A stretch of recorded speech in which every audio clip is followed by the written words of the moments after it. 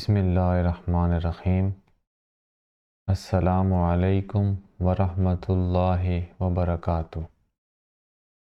आज हम unit number 4 के न्यूमेरिकल प्रॉब्लम्स करेंगे। यूनिट नंबर 4 के न्यूमेरिकल प्रॉब्लम्स करने से पहले इस यूनिट में जो फार्मूलाज अप्लाई हो रहे हैं उनको हम एक दफ़ा रिवाइज कर लेंगे ताकि हल करना जो है वो आसान रहे। सबसे पहले इस यूनिट में जो फार्मूला अप्लाई हो रहा है वो कंपोनेंट्स ऑफ फोर्सेस के बारे में है। जो जितनी भी फोर्सेस होती हैं, हर फोर्स का एक एक्स कंपोनेंट होता है और एक वाई कंपोनेंट होता है। तो कंपोनेंट ऑफ फोर्सेस के बारे में फार्मूला है F is equal to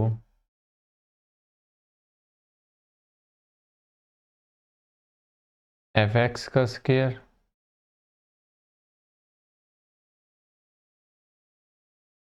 square ऊपर आएगा प्लस एफ वाई का स्क्वायर होल स्क्वायर रूट। ठीक है। अब यहाँ पे जो F है वो फोर्स है।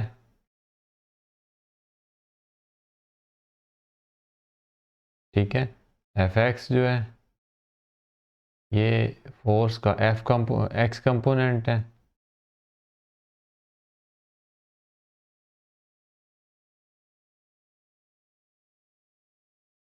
एक्स कंपोनेंट ऑफ एफ या फोर्स। ठीक है। एफ वाई जो है ये फोर्स का वाई कंपोनेंट है।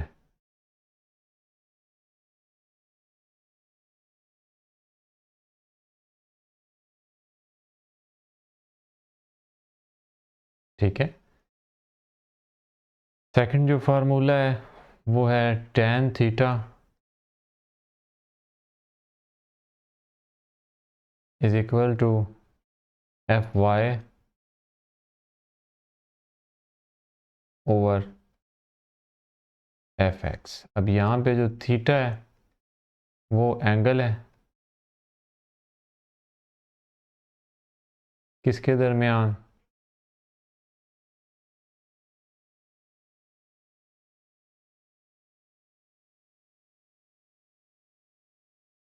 एंगल ऑफ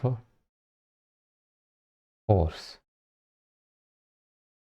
जिस एंगल से फोर्स लगाई जा रही है वो उसका एंगल है। एफ वाई जो है ये वाई कंपोनेंट है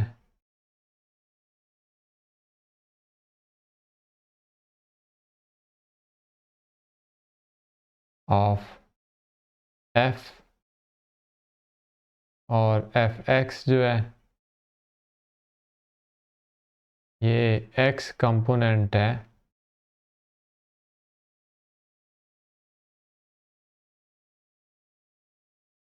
of F. In the next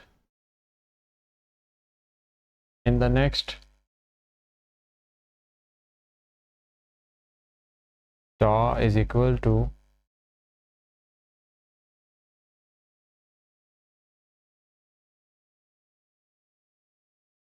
force F multiplied by L। अब यहाँ पे जो tau है ये रिप्रेजेंट करता है टॉर्क को, F रिप्रेजेंट करता है फोर्स को और L रिप्रेजेंट करता है मोमेंट आर्म को। उसके बाद सारे जो फार्मूलाज हैं वो इक्विलिब्रियम के हैं। In equilibrium summation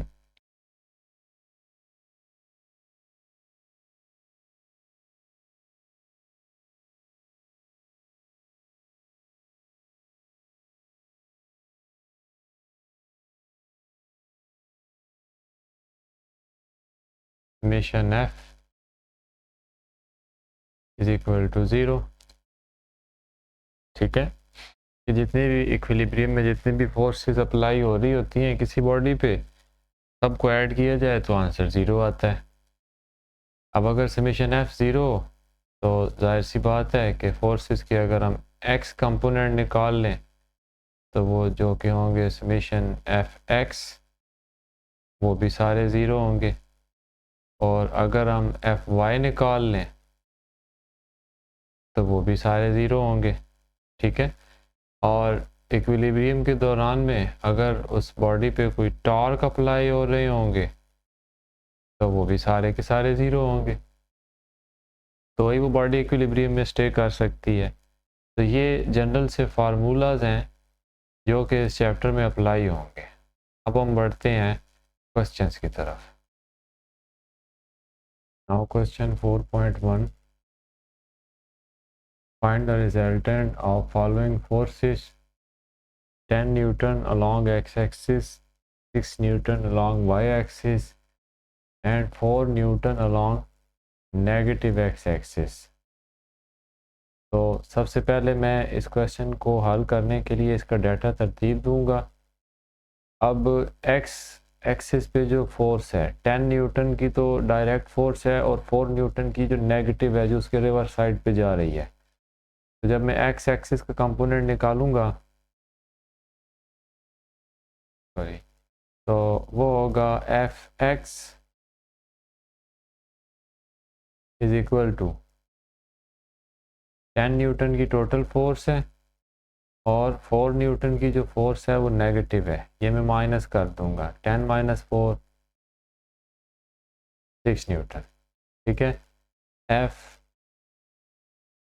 Y, Y axis की जो फोर्स है वो कितनी है, ऑलरेडी 6 न्यूटन है। ठीक है, तो रिजल्टेंट फोर्स जो है वो हमने मालूम करनी है। ठीक है,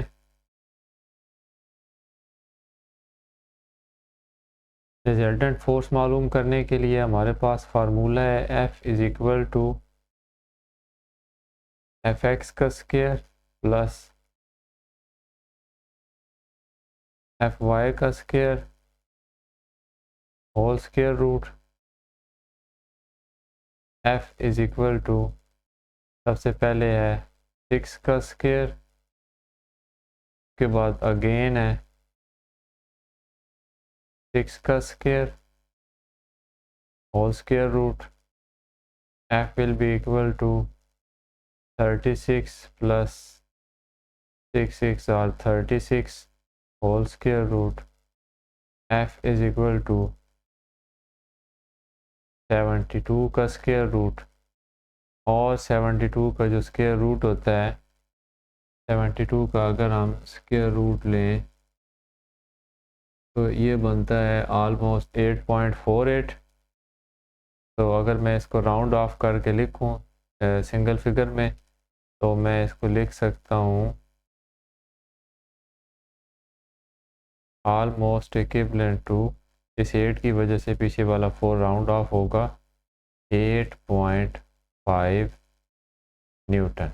तकरीबन ये रिजल्टेंट फोर्स होगी जो कि उस बॉडी पे अप्लाई हो रही होगी। अब उसका एंगल क्या है, एंगल मालूम करने के लिए जो हम फार्मूला अप्लाई करते हैं वो होता है theta is equal to tan inverse of F Y over F X. ठीक है, tan इनवर्स। ठीक है, एफ वाई है हमारे पास 6 ओवर 6 थीटा, और थीटा किसके इक्वल होगा, tan इनवर्स 6 1 जार 6 ऑफ 1। ठीक है, अब हम tan का अगर इनवर्स लेते हैं 1 के साथ तो हमारे पास वाया कैलकुलेटर इसका जो आंसर है वो आता है 45 डिग्री, यानी कि theta is equal to tan inverse of 1 45 degree. अब जो फोर्स लग रही है उसकी जो अमाउंट है वो 8.5 न्यूटन है, और उसका जो एंगल है वो है 45 degree. These are our answers. Now question 4.2, find the perpendicular component of force 50 Newton making an angle of 30 degree with x axis। इस क्वेश्चन में 30 डिग्री के एंगल के साथ फोर्स किसी बॉडी पे लग रही है और फोर्स की जो अमाउंट है वो 50 न्यूटन है। जो उसके जो परपेंडिकुलर कंपोनेंट्स हैं वो हमने मालूम करने हैं।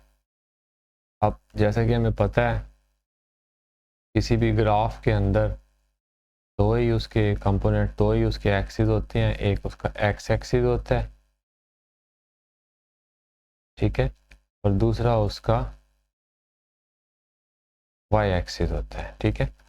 अब एक्स एक्सिस के साथ लेट्स से के 30 डिग्री का एंगल बन रहा है, ठीक है, ये फोर्स लग रही है। अब उसके परपेंडिकुलर कंपोनेंट्स कौन से हैं? एक उसका एक्स एक्सिस है और दूसरा उसका परपेंडिकुलर वाई एक्सिस है। ये दोनों कंपोनेंट्स आपने मालूम करने हैं। फर्स्ट ऑफ ऑल क्वेश्चन का डाटा लिखा, फोर्स कितनी है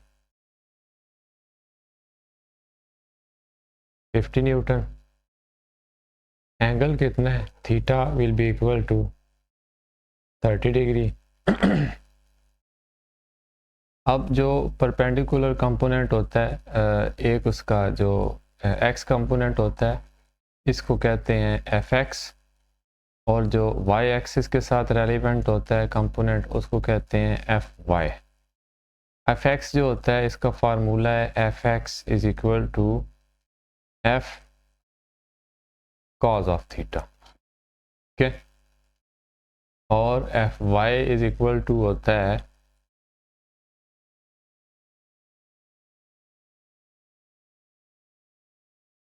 एफ साइन ऑफ थीटा। सबसे पहले हम एफ एक्स मालूम करेंगे, तो एफ एक्स होगा, फोर्स है 50 कॉज ऑफ थीटा है 30 डिग्री। तो जब हम इसको सॉल्व करेंगे तो हमारे पास आंसर होगा 50 मल्टीप्लाइड बाय 0.866, ठीक है। वाया कैलकुलेटर हम इसका आंसर लेंगे 43.3 न्यूटन। जब हम एफ वाई को सॉल्व करेंगे तो F Y is equal to होगा 50 multiplied by sine of 30 degree, यानी कि 50 मल्टीप्लाइड बाय साइन 30 होता है 0.5, ये आप कैलकुलेटर से वैल्यू ले लेंगे, ठीक है। 50 को इसके साथ मल्टीप्लाई करेंगे तो हमारे पास आंसर होगा 25 न्यूटन। हम F X is equal to 43.3 Newton and Fy is equal to 25 Newton. These are our answers. Now question 4.3. Find the magnitude and direction of a force if its x component is 12 Newton and y component is 5 Newton. हमने force की जो magnitude है, जितनी उसकी amount है, और उसकी direction यानी उसका जो एंगल है वो क्या है हमने मालूम करना है।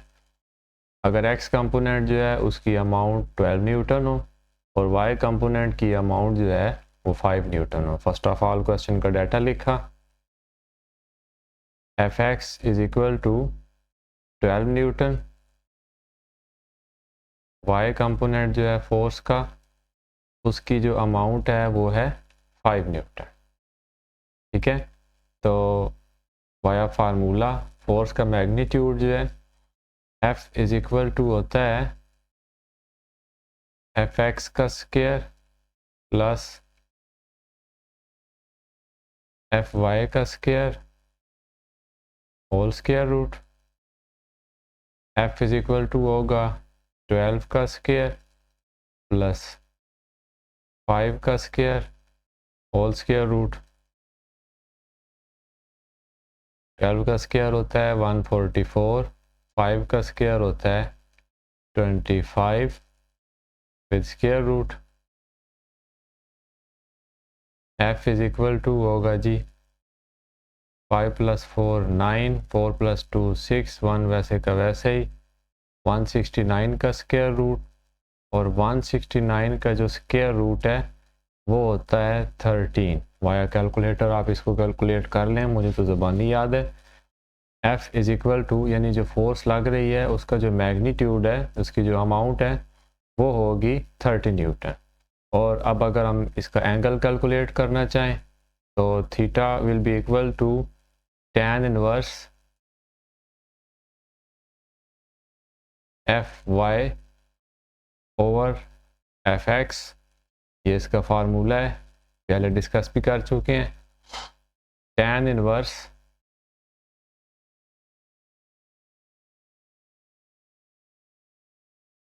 fy है हमारे पास 5/12, 5 को 12 पे डिवाइड करें तो वी विल गेट आंसर 0.42। असल इसका जो आंसर है 0.416 है, तो 6 को मैं राउंड ऑफ करके जो सेकंड नंबर है मैं इसको वहाँ तक ले आता हूँ, तो ये बन जाएगा 0.42। अब डायरेक्ट वाया कैलकुलेटर इस पे tan इनवर्स से अब अप्लाई करेंगे तो हमारे पास जो आंसर निकल रहा है theta is almost equal to, वैसे तो बड़ी अमाउंट है ये 22.61 है। अब 6 के बाद जो है अगला नंबर 1 है, 1 5 से छोटा है वाया कैलकुलेटर, तो मैं इसको 22 पॉइंट राउंड ऑफ 6 को राउंड ऑफ नहीं करूँगा, इसको पूरे का पूरा 6 ही लिख दूँगा 22.6 डिग्री। अब ये फोर्स की मैग्नीट्यूड है और ये उस फोर्स का एंगल है। These are our answers. Now question 4.4, a force of 100 Newton is applied perpendicularly on a spanner at distance of 10 centimeter from nut. Find the torque produced by the force। 100 Newton की force है, बिल्कुल perpendicularly mean 90 degree के angle पे apply हो रही है, और जो नट और वो जो स्पैनर है उसका जो डिस्टेंस है वो 10 सेंटीमीटर है। टॉर्क आपने मालूम करना है कि कितना है, ठीक है। अगर मिसाल के तौर पे ये एक नट हो और इसके ऊपर जो है वो स्पैनर अप्लाई हो रहा हो, तो लेट्स से ये जो डिस्टेंस है, ठीक है, यानी अगर यहाँ से स्पैनर को पकड़ के घुमाएगा तो ये डिस्टेंस जो है वो 10 सेंटीमीटर है, ठीक है। और फोर्स की जो डायरेक्शन है वो परपेंडिकुलर है, यानी अगर जो मोमेंट आर्म है, मोमेंट आर्म उस डिस्टेंस को कहते हैं जो कि फोर्स का और जो है उस घुमाने वाली चीज़ का जो भी उसका जो डिस्टेंस है उसको मोमेंट आर्म कहते हैं, ठीक है। अगर इसकी मोमेंट आर्म के जो है फोर्स परपेंडिकुलर है, सबसे पहले मैं क्वेश्चन का डाटा लिखूंगा। F is equal to 100 newton, moment arm जो है या जो इसने रेडियस का है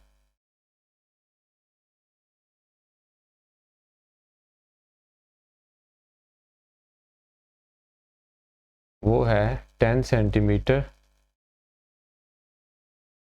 ठीक है। 100 सेंटीमीटर्स का 1 मीटर होता है। मैं इसको छोटे यूनिट से बड़े यूनिट में जाते हुए डिवाइड करूँगा, 0 0 के साथ कैंसिल, 1 0 बची, डेसिमल पॉइंट 1 नंबर पीछे आ जाएगा, 0.1 मीटर, ठीक है। अब टॉ जो है वो इज इक्वल टू होगा फोर्स मल्टीप्लाइड बाय उसका मोमेंट आर्म, ठीक है।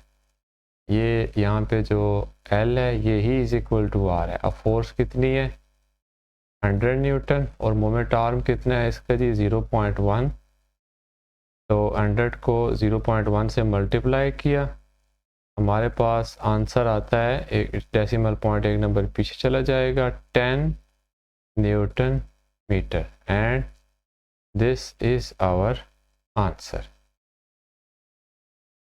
नेक्स्ट क्वेश्चन है जी 4.5, a force is acting on a body making an angle of 30 degree with horizontal. The horizontal component of force is 20 Newton. Find the force. एक force है किसी body पे apply हो रही है, हमें नहीं पता फोर्स कितनी है, हमने बताना है। हमें पता है इसका एंगल क्या है, हॉरिजॉन्टल यानी कि एक्स एक्सिस को हॉरिजॉन्टल एक्सिस भी कहते हैं। एक्स एक्सिस के साथ जो उस फोर्स का एंगल है वो 30 डिग्री है। वो जो एक्स एक्सिस का जो फोर्स का जो एक्स कंपोनेंट है जिसको एफ एक्स कहते हैं, उसकी जो अमाउंट है वो 20 न्यूटन है। फोर्स हमने बतानी है कितनी है, तो क्वेश्चन का डाटा लिखा, जो इसका एक्स कंपोनेंट है फोर्स का यानी कि एफ एक्स, वो है हमारे पास 20 न्यूटन। ठीक है, जो फोर्स का एंगल है वो बन रहा है जी 30 डिग्री। फोर्स हमने बताना है कि कितनी है। अब फार्मूले के मुताबिक जो है एफ एक्स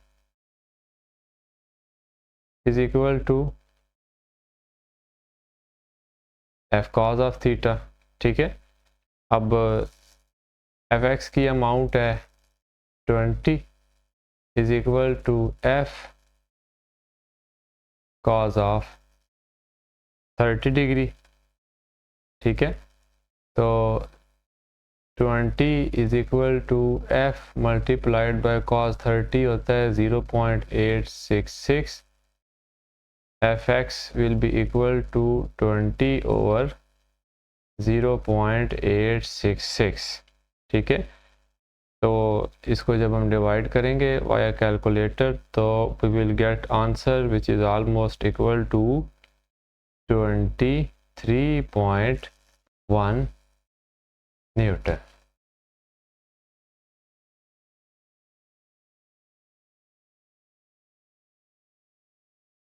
ठीक है, बल्कि मेरे पास जो इसका आंसर है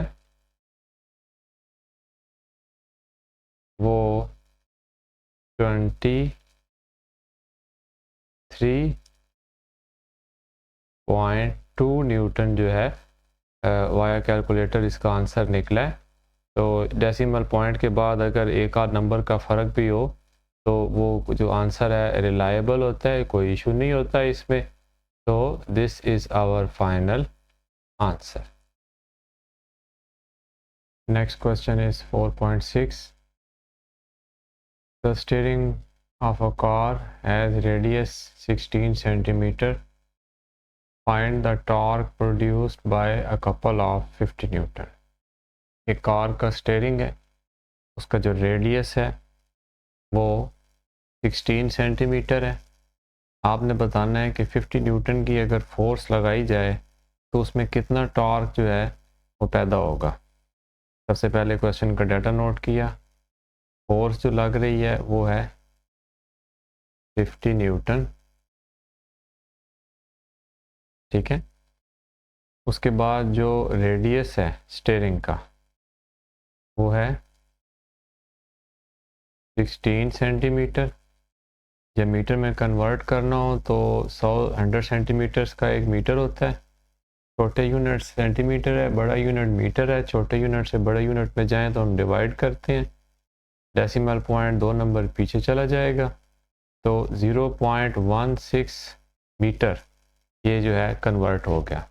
अच्छा, अब इसमें समझने वाली चीज़ें दो हैं। सबसे पहली बात तो ये कि जो कार का स्टेयरिंग होता है उस पे दोनों साइडों से फोर्स लगती है, यानी एक अगर राइट साइड से उसको एक साइड पे यानी क्लॉकवाइज या एंटी क्लॉकवाइज घुमाया जाता है, दूसरे हाथ की भी उस पर फोर्स लग रही होती है। यानी जो उसका जो मोमेंट आर्म है वो राइट से भी होता है और वो लेफ्ट से भी होता है। ठीक है, यानी अगर उसको राइट साइड से दाएं हाथ की उस पर फोर्स लग रही है तो उतना ही मोमेंट आर्म उसका बाएं हाथ का भी, यानी उसकी जो कहने का मकसद है इसमें जो डिस्टेंस है वो डबल होगा। ठीक है, वो कैसे कि टॉर्क ही हमने मालूम करना है टोटल। ठीक है, और यहाँ पे जो टॉ होगा वो इज इक्वल टू होगा force multiplied bye moment arm. ठीक है, और फोर्स है यहाँ पे अब समझने की चीज़ ये है कि जो फोर्स है और इसके साथ जो मोमेंट आर्म है वो रेडियस को हम डबल कर देंगे, यानी राइट साइड का भी रेडियस उसका और लेफ्ट साइड का भी रेडियस, तो ये मोमेंट आर्म मुकम्मल होगा। अब फोर्स है यहाँ पे 50 न्यूटन, ठीक है, मल्टीप्लाइड बाय 2 मल्टीप्लाइड बाय जो रेडियस है वो है 0.16। 50 को मल्टीप्लाई किया 2 के साथ और उसको मल्टीप्लाई किया 0.16 से, तो हमारे पास जो एग्जैक्ट आंसर आता है वो आता है 16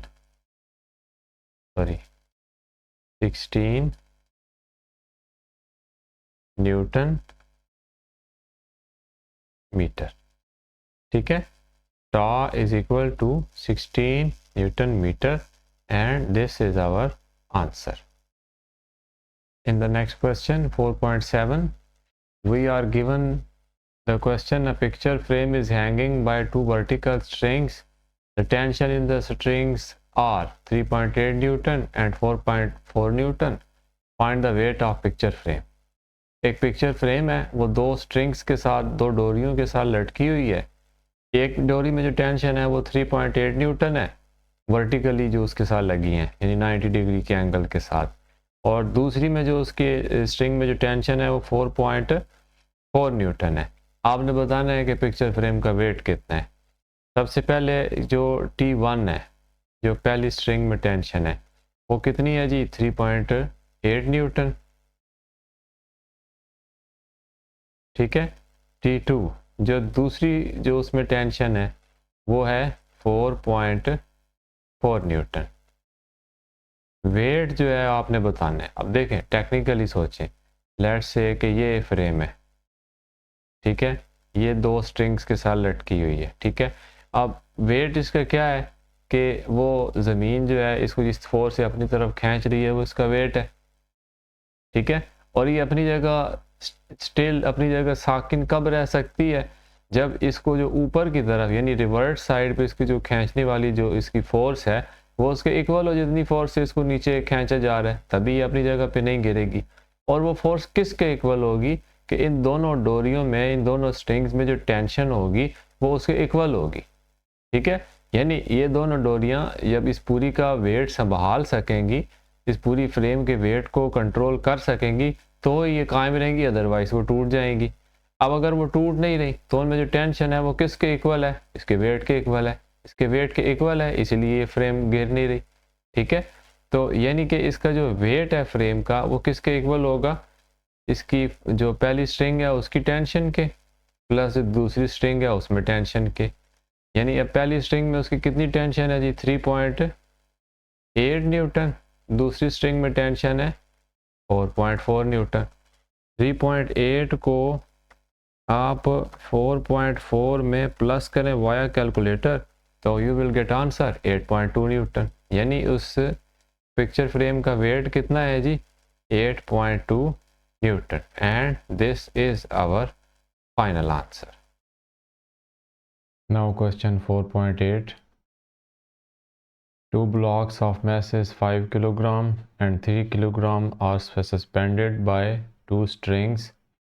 Find the tension in each string.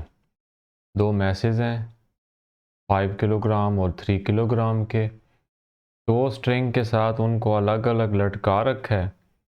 आपने बताना ये है कि उन स्ट्रिंग्स में टेंशन कितनी होगी। वैसे ये वो वाली टेंशन नहीं है जो आप लोग सोच रहे हैं, इसको उर्दू में तनाव कहते हैं। तो ये टेंशन जो है किसी भी ऑब्जेक्ट को किसी डोरी के साथ, किसी रस्सी के साथ जब हम लटकाते हैं तो उसके अंदर एक खिंचाव सा पैदा होता है, एक उसमें आप कह लें कि कंप्रेशन सा पैदा होता है, उसको टेंशन कहते हैं, उस स्ट्रिंग की या उस डोरी की टेंशन कहते हैं। फर्स्ट ऑफ ऑल जी फर्स्ट मैथ है, क्वेश्चन का डाटा लिया, ठीक है जी।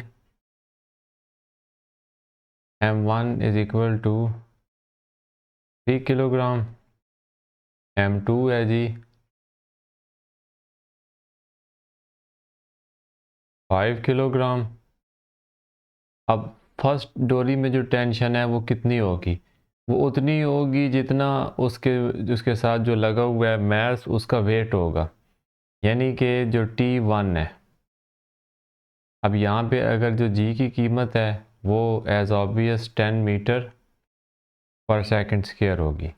अब जो M1 के साथ जो डोरी होगी उसकी टेंशन होगी T1 और वो किसके इक्वल होगी, इसके वज़न के बराबर, वेट के बराबर। और वेट किसके बराबर होता है, मैस इनटू ग्रेविटी। मैस है जी 3 और ग्रेविटी है 10, 3 टेंस आर 30 न्यूटन। अब M2 के अंदर जो M2 की डोरी में जो टेंशन होगी वो उसके वेट के इक्वल होगी। Weight M G W is equal to होता है mg। अब इसका जो वज़न है, इसका जो मैस है वो 5 किलोग्राम है, ग्रेविटी 10 है, तो 5 tens are 50 newton, 30 newton and 50 newton. ठीक है, तो अगर हमने इकट्ठी कैलकुलेट करनी है कि टोटल जो है वो इन स्ट्रिंग्स में टेंशन कितनी होगी, तो इन दोनों को हम ऐड कर देंगे। Total tension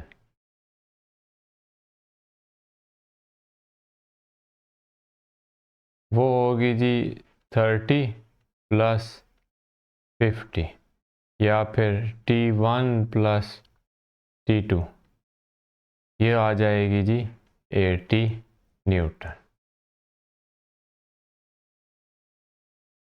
Now question 4.9, a nut has been tightened by a force of 200 Newton using 10 centimeter long spanner. What length of spanner is required to loosen the same nut with 150 Newton force? एक नट लगा हुआ है एक spanner से, उसको tight किया गया है और उस पे जो फोर्स लगाई गई है वो 200 न्यूटन है। क्वेश्चन ये है कि अगर हमने 150 न्यूटन फोर्स लगानी हो और वही नट जो है दोबारा लूज़ करना हो, तो बताना ये है कि उस जो स्पैनर हम इस्तेमाल करेंगे 150 न्यूटन फोर्स के लिए उसकी लेंथ क्या होगी। सबसे पहली बात कि 200 न्यूटन की फोर्स जब 10 सेंटीमीटर लंबे स्पैनर से लगाई गई तो उसमें टॉर्क पैदा हुआ जिसकी वजह से वो टाइट हुआ। अब उसको लूज़ करने के लिए भी उतना ही टॉर्क चाहिए। ठीक है, अगर हम 150 न्यूटन की फोर्स लगा देते हैं तो फिर भी उसको लूज़ करने के लिए जो टॉर्क होगा ना, जो उसको घुमाएगा या उसको रोटेट करेगा, वो टॉर्क उसका सेम होगा, यानी उतना ही टॉर्क चाहिए लूज़ करने के लिए जितना उसको टाइट करने के लिए चाहिए था। फर्स्ट ऑफ ऑल जो फोर्स है, first force F1 is equal to 200 newton. ठीक है, और जो मैं फर्स्ट डिस्टेंस है L1 वो ले रहा हूँ 10 सेंटीमीटर। ठीक है, अब 100 सेंटीमीटर्स का 1 मीटर होता है, सेंटीमीटर बड़ा यूनिट है, मीटर छोटा यूनिट है, 0 0 से कैंसिल, यानी कि 0.1।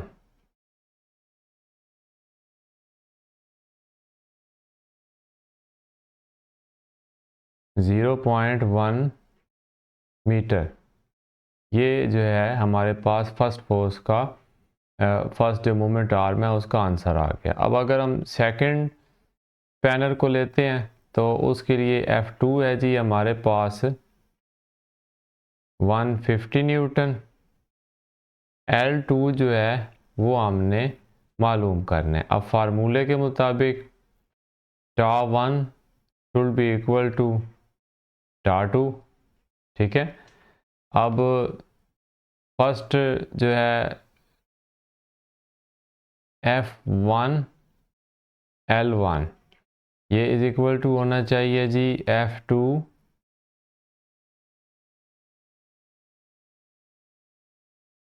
L2। फोर्स है जी 200 न्यूटन और L1 है 0.1। ठीक है, फोर्स है यहाँ पे 150 न्यूटन, L2 जो है हमने मालूम करना है। अब L2 इधर रहेगा 200 मल्टीप्लाइड बाय 0.1 डिवाइडेड बाय 150। ये 150 इधर मल्टीप्लाई हो रहा है, सेकंड साइड पे आकर डिवाइड हो जाएगा। अब 200 को वाया कैलकुलेटर मल्टीप्लाई किया 0.1 से तो आंसर आया 20। 20 को 150 पे अगर हम डिवाइड करें तो 0.13 जो है वो इसका आंसर बनता है। मैं अगर इसको डेसिमल पॉइंट के बाद 3 नंबर्स तक लूँ तो ये बनता है 0.133 ऑलमोस्ट, ये इसका आंसर बनता है और ये मीटर्स में आया है। ठीक है, अब अगर इसको सेंटीमीटर्स में कन्वर्ट करना है तो मैं इसको 100 के साथ, अब मीटर बड़ा यूनिट है, सेंटीमीटर छोटा यूनिट है, तो बड़े यूनिट से छोटे यूनिट में जाएँ तो मल्टीप्लाई करते हैं। 0.133 को मैं मल्टीप्लाई कर दूंगा 100 से, जो इसका डिफरेंस है, तो ये बन जाएगा 13.3 metre and this is our answer. इतना ही हमें उस पैनल की लेंथ चाहिए अगर 150 न्यूटन की फोर्स लगानी है। नेक्स्ट क्वेश्चन है जी 4.10।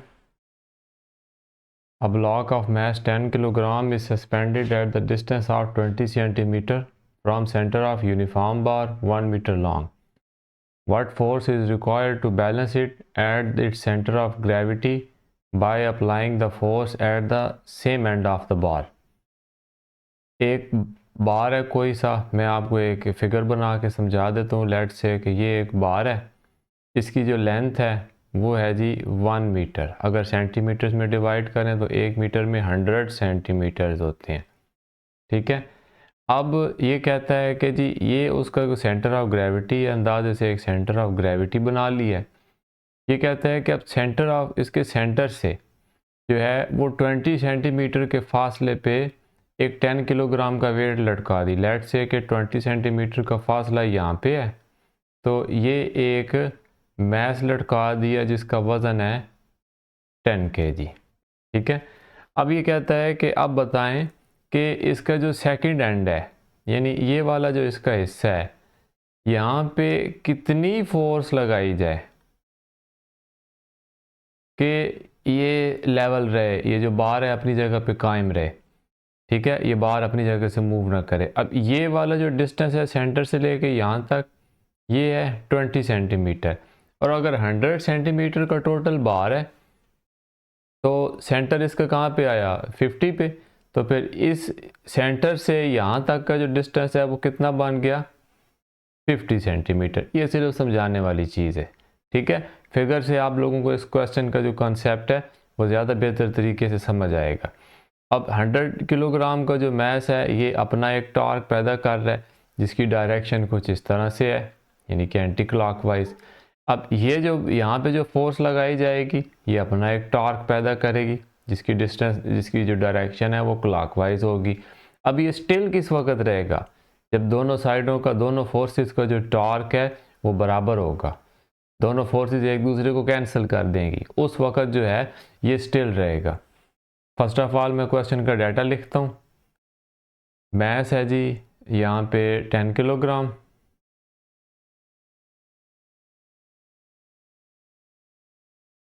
ठीक है। तो अगर मैस 10 किलोग्राम है तो उस मैस से जो फोर्स लगेगी तो वो किसके इक्वल होगी, उसके वेट के इक्वल होगी। W इज़ इक्वल टू होता है mg के, और g जो है वो हमेशा की तरह इक्वल टू होगा 10 मीटर पर सेकंड स्क्वायर के। तो फोर्स किसके इक्वल होगी, वेट के, और वेट इज़ इक्वल टू है 10 मल्टीप्लाइड बाय 10। ठीक है, 10 10s आर 100 न्यूटन की जो फोर्स है वो ये फर्स्ट बॉडी अप्लाई कर रही है। ठीक है, अब सेम जो है कि सबसे पहला हमारे पास अब इस फोर्स के साथ जो मोमेंट आर्म है L1, ये फोर्स लग रही है। L1 कितना है हमारे पास, 20 सेंटीमीटर। ठीक है, अगर इसके मैं मीटर बनाऊँ, 100 जो है वो सेंटीमीटर्स का मीटर होता है, छोटे यूनिट से बड़े यूनिट में गए, डिवाइड किए, ये कैंसिल, डेसिमल पॉइंट एक नंबर पीछे आया, 0.2 मीटर। और अगर मैं L2 का जो है वो डिस्टेंस बनाऊं तो वो है 50 सेंटीमीटर, यानी सेकंड फोर्स जो है उसका मोमेंट आर्म जो है वो है 50 सेंटीमीटर। ठीक है, तो इसके मीटर बनाए, 50 को 100 पे डिवाइड किया, 0 0 से कैंसल, 0.5 मीटर। ठीक है, अब दोनों के मोमेंट आर्म मेरे पास आ गए। अब इस पे जो फोर्स लगेगी F2 वो हमने कैलकुलेट करनी है कि यहाँ पे F2 लग कितनी रही है कि ये बैलेंस रहे। ये बैलेंस किस वक्त होगा, जब टा1 इज इक्वल टू आएगा टा2 के। ठीक है, अब टा1 किसके बराबर है, F1 मल्टीप्लाइड बाय L1, ये बराबर है जी F2 multiplied by L2। F1 कितना है 100, ठीक है, L1 कितना है 0.2, F2 हमने मालूम करना है, L2 है हमारे पास 0.5। अब F2 किसके बराबर होगा, 0.5 इधर जाके डिवाइड हो जाएगा, 100 multiplied by 0.2 divided by 0.5। Via calculator 100 को मल्टीप्लाई किया 0.2 से, हमारे पास आंसर आया 20। 20 को अगर हम डिवाइड करें 0.5 से तो हमारे पास आंसर आता है वाया कैलकुलेटर डायरेक्ट 40 न्यूटन। यानी कि अब सेकंड साइड पे 40 न्यूटन की फोर्स लगाई जाए तो ये पूरे का पूरा बार जो है वो बैलेंस हो जाएगा, and this is our answer. यहाँ हमारी जो एक्सरसाइज है, जो यूनिट नंबर 4 है, इसके न्यूमेरिकल प्रॉब्लम्स कंप्लीट हो गए हैं। उम्मीद है आप लोगों के कंसेप्ट अच्छी तरह क्लियर हुए होंगे। अगर किसी स्टूडेंट को कोई प्रॉब्लम हो, कोई क्वेश्चन हो तो वो कमेंट सेक्शन में मेरे से पूछ सकता है। अगर उसका आंसर मैं कमेंट सेक्शन में दे सका, क्लियर कर सका तो वेल एंड गुड, नहीं तो मैं एक नई वीडियो उसके ऊपर बना दूंगा। अब मुझे इजाज़त दें इस बात पे कि आप अपना बहुत सा ख्याल रखेंगे। अस्सलामु अलैकुम वरहमतुल्लाहि वबरकातुहू।